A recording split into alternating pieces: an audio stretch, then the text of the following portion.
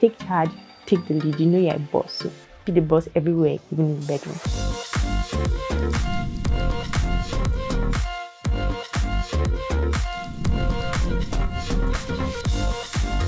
What's up, beautiful people? Welcome to another exciting episode of Pillow Talk with Dr. O. Yeah, that's me as usual. You already know I'm excited to have you guys here with me. And guess what? Today, we actually have something very interesting to talk about. I'm extra excited because I received a DM from one of our Ozone community members. If you don't know what the Ozone community is, then you're probably new here, because if you've been here, you know that Ozone community is our community on Facebook where we have everyone that is a fan of this show and all our other shows talking about different health issues, rubbing minds together, asking questions, encouraging each other and all that. You definitely should join because it's a fun place to be. I'm going to link it down below. One of our Ozone subscribers, Miss B, that's not her real name. We don't reveal real names here on this show.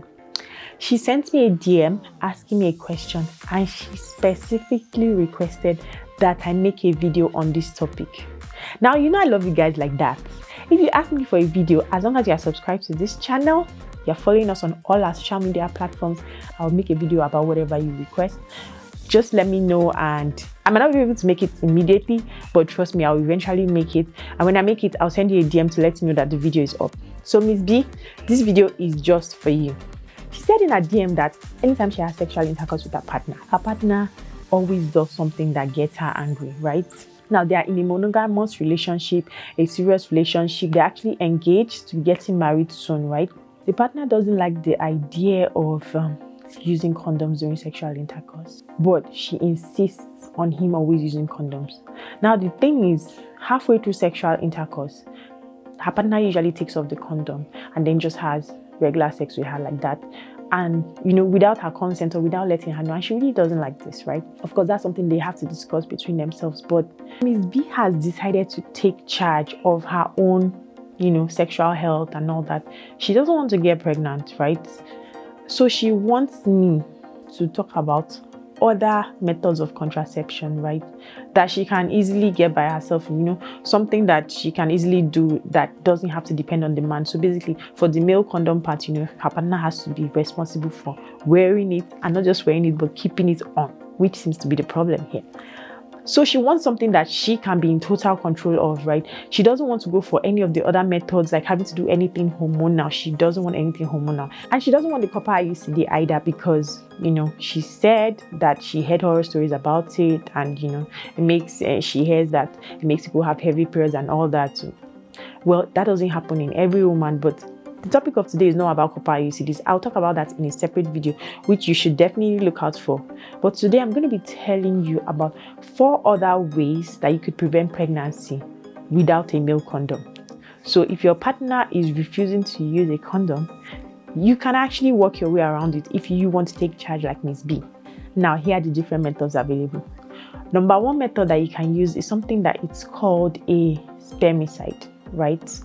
So this spermicide is basically exactly as it sounds, spermicide.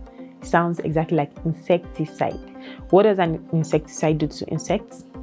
Kills them. And you spray cockroach like this with insecticide, bam, drops it on the floor. That's exactly what happens with a spermicide. The moment sperm comes in contact with the spermicide, it kills the sperm. So if your partner is refusing to wear a condom, and by the way, this methods I'm talking about is not for preventing STDs.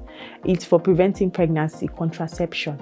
So if your partner is refusing to wear a condom, you might decide that, okay, I want to take responsibility for the contraception, since I'm the one going to carry the baby anyway, just like Miss B. So you can decide to use a spermicide, and there are different types of spermicides. They come in different forms. So they have the foam spermicide, they have the gel one, they have the suppositories, which are small tablets that you can insert, and they also have the films. I have a video that talks about vaginal contraceptive films.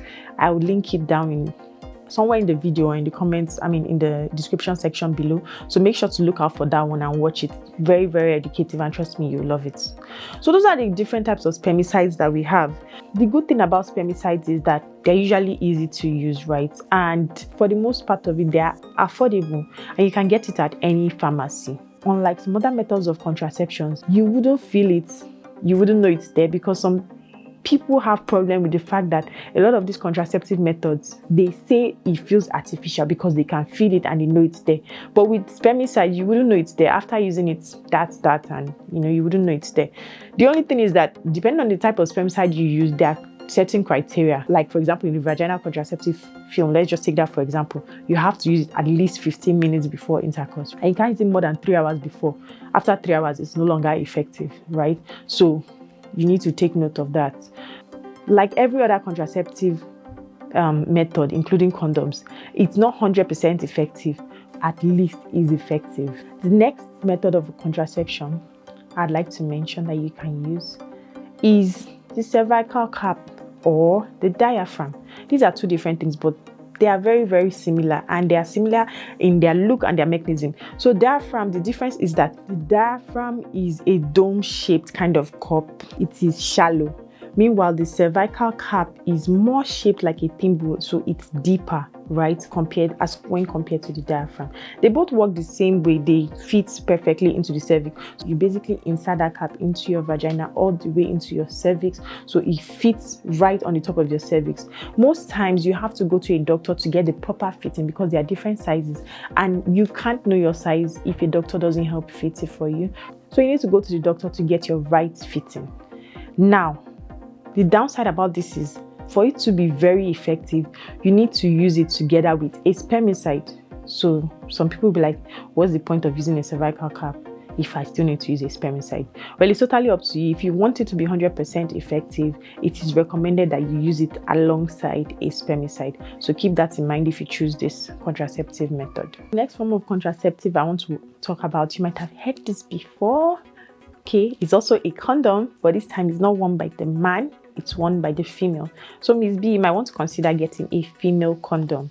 So basically you can insert it into your private part, right? It comes with a lubricant, so it makes insertion easy, and you can insert it up to 8 hours before intercourse. You can get it at any pharmacy or anything like that, and it's easily affordable too, right? So if your partner is refusing to wear a condom, then you might want to wear a condom.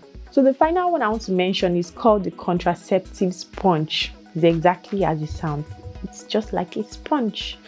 So you insert this one into your vagina and you just place it just at the area of the cervix, right? What this does is it contains spermicide as well. So it uses the spermicide mechanism. It contains spermicide, the sponge contains spermicide, and that spermicide, once sperm comes in contact with it, it kills the sperm. So it can last up to 24 hours. But the thing about this one is, after you use it, you must leave it in your vagina for up to 6 hours after sexual intercourse to be sure that it's actually killed all the sperm, to ensure it's being more effective in protecting against pregnancy. So you need to leave it for at least 6 hours after sexual intercourse. And then after 6 hours, you carefully take it out and discard it. Throw it into the bin. Very, very important.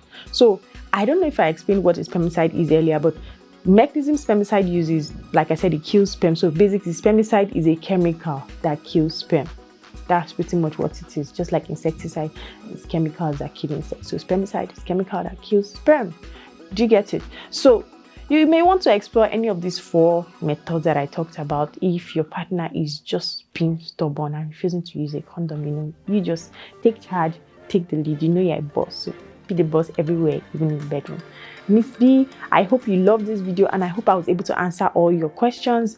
If you have questions about anything we discussed in this video, please feel free to send me a DM on Instagram. My handle is linked right there down below. If you have a video request as well, remember the criteria. You must be subscribed to this channel. You must follow us on all our social media handles. Once you do that, I will definitely make a video just for you. Like I always say, your sexual health is equally as important as your general health and well-being. Always remember that. See you next week.